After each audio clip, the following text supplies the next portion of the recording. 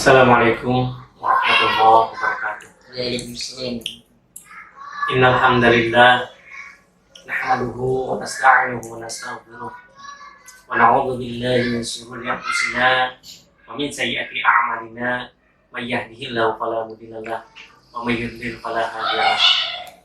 Asyhadu an la ilaha illallah wahdahu la syarika lahu wa asyhadu anna sayyidina Muhammadan 'abduhu wa rasuluh.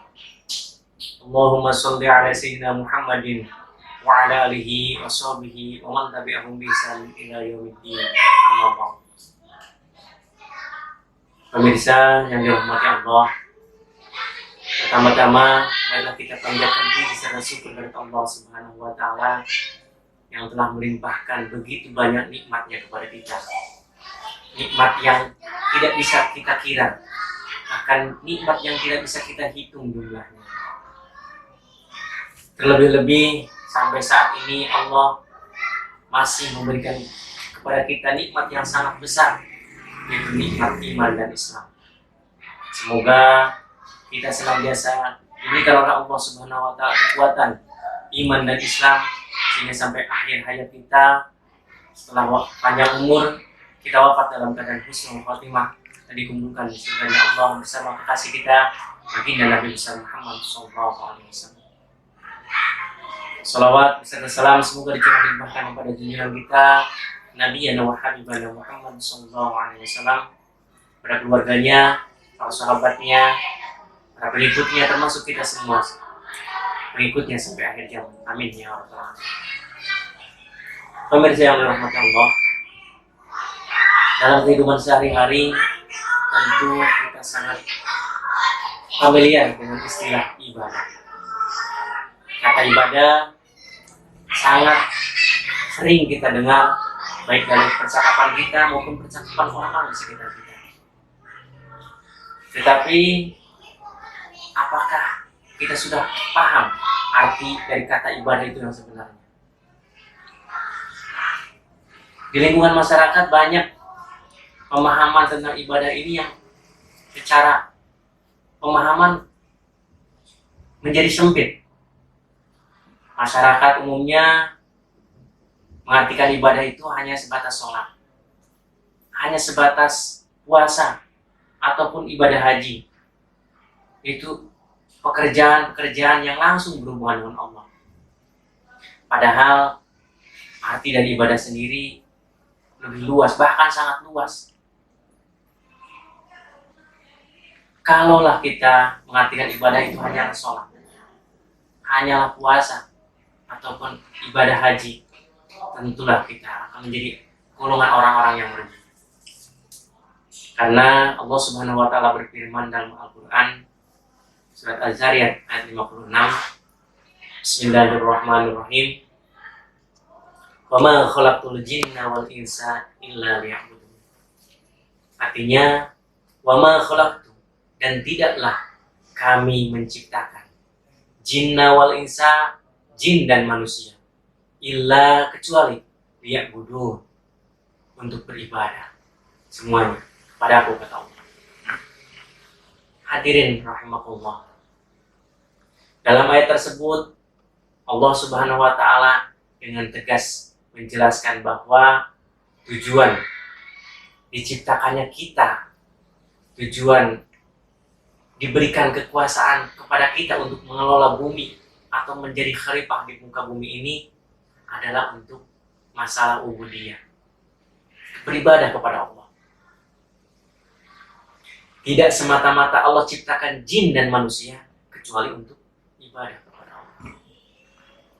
Maka dari itu, segala aktivitas kita kalau tidak bisa bernilai ibadah, maka kita tidak sesuai dengan tujuan diciptakannya kita. Dan orang yang tidak sesuai dengan tujuan diciptakannya, maka termasuk orang-orang yang tersesat. Adapun kalau kita mengartikan ibadah itu hanyalah hal-hal yang makhluk, yang langsung berhubungan dengan Allah, seperti sholat tadi, puasa saja, ibadah haji saja, alangkah meruginya kita. Karena Bisa kita hitung waktu kita untuk mengerjakan hal-hal seperti itu hanya mungkin sepersekian persen. Bisa kita hitung sholat kita durasinya berapa menit. Rata-rata sholat berdurasi 2-3 menit. Atau taruhlah kita ambil lamanya sholat 5 menit. Sehari semalam kita sholat 5 waktu. 5 kali 5 hanya 25 menit saja kita ibadah dalam sehari semalam. Padahal jatah waktu kita sehari semalam dari Allah 24 jam. Jatah dari Allah untuk tujuannya tadi, untuk ibadah. 24 jam. Kalau dikonversikan ke dalam menit, berarti 1440 menit. Dan kita hanya 25 menit saja untuk beribadah. Ujungnya saja tidak mencukupi. Maka sangat merugi orang yang mengartikan ibadah itu hanya sholat saja. Ibadah itu hanya puasa saja, yang hanya setahun, sebulan dalam setahun. Atau hanya ibadah haji saja, yang mungkin hanya untuk orang-orang yang mampu saja. Maka dari itu, mari kita pahami arti ibadah yang sebenarnya, supaya hidup kita bisa lebih berarti, bisa lebih sesuai dengan apa tujuan kita diadakannya di dunia ini. Pemirsa yang berhormat Allah, lantas apa sih arti ibadah yang sebenarnya? Dalam berbagai keterangan dari para ulama dapat disimpulkan ibadah secara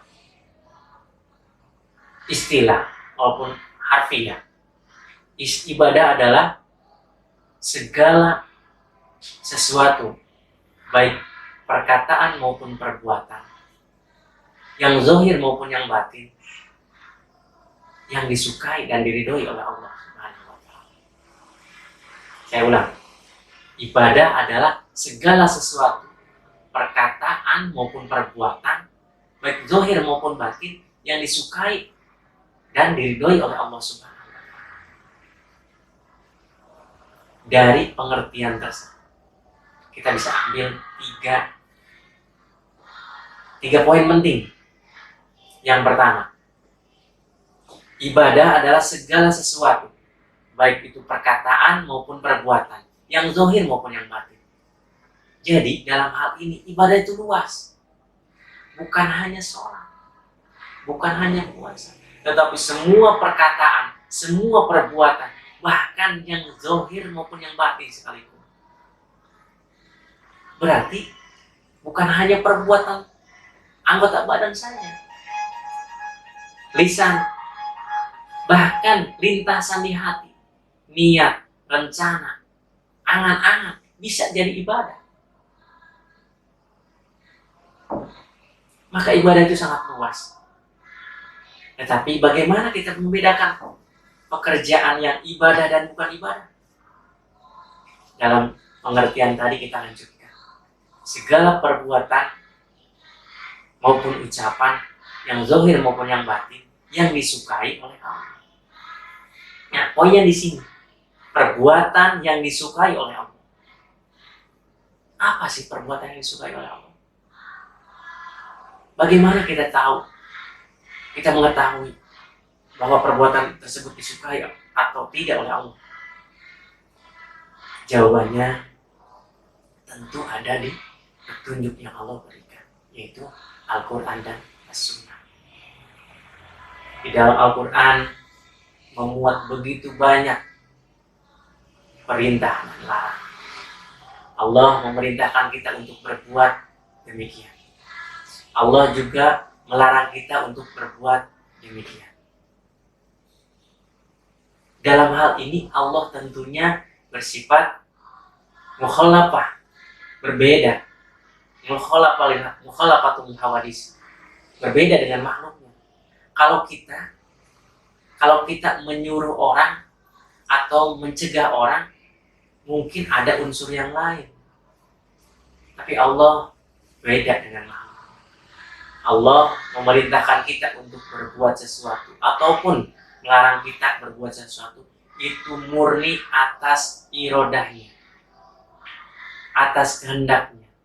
Mustahil Allah bersifat karohah atau terpaksa karena ada titipan dari yang lain, tidak mungkin. Jadi segala sesuatu yang Allah perintahkan itu murni atas irodahnya Allah Subhanahu wa Ta'ala, tanpa ada paksaan dari yang lain.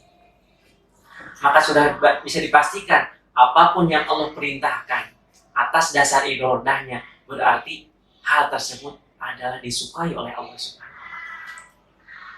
Dan apapun yang Allah larang atas dasar irodahnya tadi, maka perbuatan itu tidak disukai oleh Allah, dan Allah menyukai kita untuk meninggalkan perbuatan tersebut. Maka sudah jelas apa yang disukai Allah adalah apa-apa yang diperintahkan Allah dalam Al-Quran, dan apa yang tidak disukai Allah adalah apa-apa yang dilarang oleh Allah. Bahkan saking murahnya Allah, saking penyayangnya Allah, tidak hanya tulisan yang diturunkan Allah untuk supaya kita manusia bisa mengikuti hal-hal yang Allah sukai tadi, mengerjakan hal-hal yang Allah sukai tadi. Bukan hanya dia tulisan, tetapi Allah telah menurunkan utusannya sebagai prototipe, sebagai suri teladan, uswatun hasanah, yaitu Nabi Muhammad SAW. Nabi Muhammad adalah utusan yang Allah utus ke muka bumi ini untuk menjadi contoh. Maka dari itu, segala perbuatan, segala ucapan dari Nabi merupakan hal-hal yang disukai oleh Allah, dan perlu kita contoh.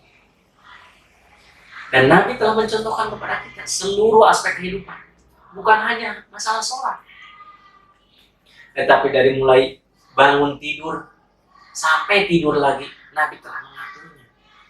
Allah telah mengaturnya melalui contoh yang diberikan oleh Nabi Muhammad SAW. Bagaimana Nabi bangun tidur, bagaimana Nabi berjalan, bagaimana Nabi masuk ke toilet, bagaimana Nabi makan, bagaimana Nabi bersosialisasi dengan keluarga, dengan masyarakat, bahkan bernegara. Bahkan hal terkecil pun masuk ke toilet Allah atur, sebagaimana Nabi telah mencontohkan kepada kita. Itulah ibadah. Jadi kita tidak perlu bingung lagi mencari apa yang disukai oleh Allah, karena apa-apa yang disukai Allah telah dicontohkan oleh baginda Nabi Muhammad SAW. Dan apa-apa yang tidak disukai Allah telah ditinggalkan oleh baginda Nabi Muhammad SAW. Pemirsa yang dirahmati Allah, tetapi belum cukup sampai di situ pengertian ibadah. Nabi bangun tidur, Nabi makan, Nabi rumah tangga, Nabi bernegara. Tetapi ternyata orang kafir pun sama, bangun tidur. Orang kafir pun bernegara. Bahkan orang kafir pun tidak segan untuk berderma. Apa bedanya? Apa bedanya makannya Nabi dengan makannya orang kafir? Apa bedanya bermasyarakatnya Nabi dengan bermasyarakatnya orang kafir? Kalau Nabi bermasyarakat dihitung ibadah, kalau Nabi masuk toilet dihitung ibadah, kalau Nabi tidur dihitung ibadah, terus lantas apa bedanya dengan orang kafir? Kok orang kafir nggak dihitung ibadah? Bahkan mengeluarkan derma, sedekah nggak dihitung ibadah orang kafir. Padahal sudah jelas mengeluarkan harta untuk membantu orang itu disukai oleh Allah. Menyantuni anak yatim, mengasihi fakir miskin, itu disukai oleh Allah. Tetapi tidak termasuk ibadah. Jawabannya ada di poin ketiga dari pengertian ibadah. Segala perbuatan maupun ucapan yang zahir maupun yang batin yang disukai dan diridhoi oleh Allah Subhanahu wa taala. Poin yang ketiga, diridhoi oleh Allah Subhanahu wa taala. Apakah kita makan, Allah ridho dengan makan kita? Apakah kita bekerja, Allah ridho dengan kerja kita? Bahkan apakah sholat, Allah ridho dengan sholat kita? Belum tentu seseorang sholat bernilai ibadah. Karena poin tadi, selain perbuatan yang disukai Allah, tapi harus diridhoi oleh Allah Subhanahu wa taala. Lantas apa sih kuncinya supaya perbuatan kita diridhoi oleh Allah Subhanahu wa taala? Pemirsa yang dirahmati Allah, mari kita perhatikan cara Nabi dalam keseharian. Dari mulai beliau bangun tidur, sama kita juga bangun tidur. Tapi apa yang beliau lakukan ketika bangun tidur? Beliau menengadahkan tangan, membaca doa. Alhamdulillahilladzi ahyana ba'da ma amatana wa ilaihin nusyur. Alhamdulillah, segala puji bagi Allah. Alladzi ahyana, yang telah menghidupkan kami. Ba'da ma amatana, setelah matinya kami. Nabi berkomunikasi dengan Allah. Nabi berkomunikasi dengan Allah, itu poinnya di situ. Kalau bangun tidur saja, semua orang bangun tidur. Tapi ketika bangun tidur, Nabi berkomunikasi dengan Allah. Dia mengucap syukur yang pertama, karena Allah telah membangunkan beliau dari tidurnya. Nabi mengucapkan Alhamdulillah, segala puji bagi Allah. Semua puji Nabi serahkan kepada Allah. Tidak ada hal sedikit pun yang beliau banggakan bisa bangun, karena semuanya atas kehendak Allah. Maka poinnya di sini, komunikasi dengan Allah, sambung dengan Allah. Ketika Nabi bangun, beliau berkomunikasi dengan Allah, mengucapkan syukur yang pertama. Kita lihatlah. Kemudian Nabi masuk toilet. Apa yang dilakukan? Selain beliau melangkahkan kaki kiri terlebih dahulu masuk ke dalam toilet, beliau pun berdoa. Di dalam toilet, ada beliau di dalam toilet, keluar dari toilet berdoa lagi. Beliau makan, sebelum makan beliau berdoa. Sebelum menyuapkan makanan ke dalam mulutnya, beliau membaca Bismillahirrahmanirrahim, dengan nama Allah yang Maha Pengasih lagi. Nabi bersabda, kullu amrin dibalin la yubda'u bismillahirrahmanirrahim bahwa abdan. Setiap perbuatan yang tidak diawali dengan membaca bismillah, maka akan kurang barokah, akan tidak berkah. Ini yang menjadi poin ibadah. Segala sesuatu sambung dengan Allah. Kemudian Nabi berdoa, Allahumma ya Allah, barik lana, berikanlah keberkahan kepada kami. Fima, di dalam makanan, rojak tanah yang telah Engkau memberikan rezeki, dalam rezeki yang telah Engkau berikan kepada kami. Wakina adzaban, dan jauhkanlah kami dari azab neraka. Kami berdoa, komunikasi dengan Allah, sambung dengan Allah. Di situ poinnya. Kalau cuma makan, orang kafir pun sama makan. Tapi poinnya di sini, selain makan dengan azab, selain makan tadi dengan tangan kanan, orang kafir pun banyak yang makan dengan tangan kanan, tapi kok tidak bernilai ibadah?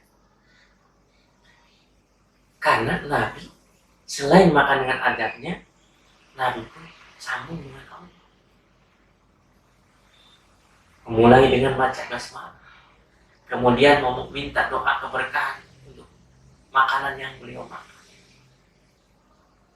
Intinya, hal-hal yang akan diridhoi Allah adalah hal-hal yang diminta dari Allah. Pemirsa yang dirahmati Allah, tentunya kita dalam keseharian sering mendengar istilah karena Allah. Kalau kita, bahkan kadang-kadang suka kita guyonan, udahlah kerjain aja, karena Allah aja. Apa sih karena Allah? Kadang-kadang kita mengerjakan sesuatu yang nggak ada pulusnya, itu kita udah karena Allah aja gitu kan. Padahal mungkin pengertiannya nggak seperti itu, walaupun memang ada juga benernya. Karena Allah, karena itu sebabnya Allah. Maka ketika kita melakukan sesuatu sebabnya Allah, maka itulah yang bernilai. Tadi sebabnya Allah, sebab Allah yang memerintahkan, sebab Allah yang akan memberi berkahnya, sebab Allah yang akan menambahkan dan mengurangkan. Kita sadar Allah lah maha segalanya. Berkomunikasi dengan Allah, sebabnya Allah, karena Allah. Maka ketika perbuatan itu dilandasi karena Allah, maka perbuatan itulah yang disebut ibadah. Maka beruntunglah orang yang setiap kegiatannya bernilai ibadah. Dari mulai bangun tidur sampai tidur lagi dihitung ibadah. Coba kita kalkulasikan tadi, kalau ibadah kita cuma sholat, sehari semalam cuma 25 menit. Tapi kalau tidur kita bernilai ibadah, minimal kita tidur 5 jam sehari semalam. 5 jam. Berarti minimalnya 5 jam sudah ibadah kita. Kalau tidur kita bernilai ibadah. Kita kerja 8 jam sehari minimalnya. Kalau kerja kita bernilai ibadah, maka akan beruntunglah kita. 8 jam. Kalau sholat tadi cuma 25 menit. Kalau kerja 8 jam kita bisa bernilai ibadah. Pemirsa yang rahmat, poinnya ada di situ. 3 aspek dari pengertian ibadah. Segala perbuatan dan ucapan, baik zahir maupun batin, yang disukai oleh Allah dan diridhoi oleh Allah. Perbuatannya sama, tapi ada yang disukai, ada yang tidak disukai oleh Allah. Perbuatannya sama, disukai juga sama, tetapi ada yang diridhoi oleh Allah, ada yang tidak diridhoi. Maka ketika komplit semuanya, perbuatan yang disukai oleh Allah dan diridhoi oleh Allah, maka itulah ibadah. Dan pahalanya ibadah itu bukan hanya di dunia. Allah Maha Adil. Allah akan membalas segala perbuatan kita walaupun sebesar biji zarah. Maka kalau ada orang yang bilang Allah nggak adil, orang kafir baik, berderma, bahkan menyumbang untuk fakir miskin, untuk korban perang. Ada yang menyekolahkan anak yatim sampai lulus kuliah. Ada yang menyumbang orang kena bencana sampai dibangunkan rumah, diberikan pekerjaan. Apakah kurang baik? Lantas kenapa mereka tidak mendapatkan balasan dari Allah? Jawabannya tidak seperti itu. Allah Maha Adil, tentu Allah membalas mereka. Kebaikan mereka Allah balas. Tetapi yang mereka tadi lakukan memanglah perbuatan yang disukai oleh Allah, membantu, menolong, tetapi tidak diridhoi oleh Allah karena tidak sambung dengan Allah. Tidak berniat karena Allah tadi. Maka hanya cukup perbuatan baik saja, dan perbuatan baik saja tidak dilandasi karena Allah, maka perbuatan ini hanya dibalas dengan sifat rahmannya Allah. Sifat rahman Allah, Allah berikan kepada manusia, Allah diberikan kepada kita di dunia saja. Maka ada orang yang baik hatinya, Allah ganti dengan rezekinya berlimpah di dunia, dengan kesehatan, dengan anak-anak yang banyak, dengan keluarga yang harmonis. Tapi cukup di dunia saja. Maka jangan heran, di dunia ini Kadang-kadang kita berpikir orang yang nggak pernah sholat, bahkan orang yang nggak menyembah Allah, tapi hidupnya bergelimang harta, jabatannya tinggi, pengikutnya banyak. Karena Allah bersifat Rahman. Allah sifat Rahman Allah berikan kepada semua manusia, mau baik kafir maupun muslim. Tidak pandang bulu. Allah kasih semuanya.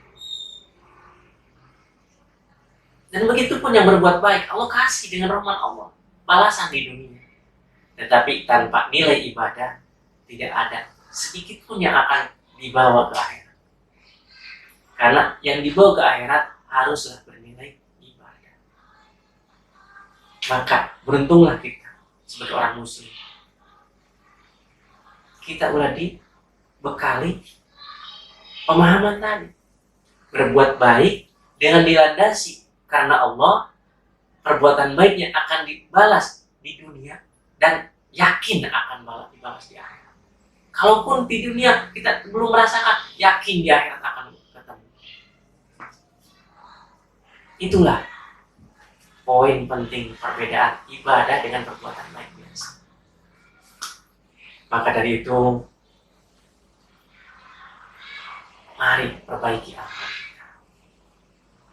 Jangan menyempitkan arti ibadah. Ibadah bisa di mana saja, bukan hanya di masjid saja. Di perjalanan, di dalam bis, lagi naik kendaraan, pekerjaan, bahkan di tempat tidur pun kita bisa beribadah. Dan ketika itu semua bisa kita lakukan, kita bisa beribadah di luar tempat ibadah, maka beruntunglah kita. Kita akan termasuk orang-orang yang beruntung yang mengikuti teladan Nabi Muhammad SAW. Ketika kita bisa beribadah di luar tempat ibadah, maka kita sudah memahami dan bisa menjalankan arti ibadah yang sebenarnya. Jangan sampai kita mempersempit arti ibadah dengan hanya menganggap ibadah itu hanya pekerjaan-pekerjaan yang makhluk, sholat saja, puasa saja. Itu akan menyempitkan arti ibadah dan akan menyempitkan peluang kita untuk mendapatkan pahala dari Allah.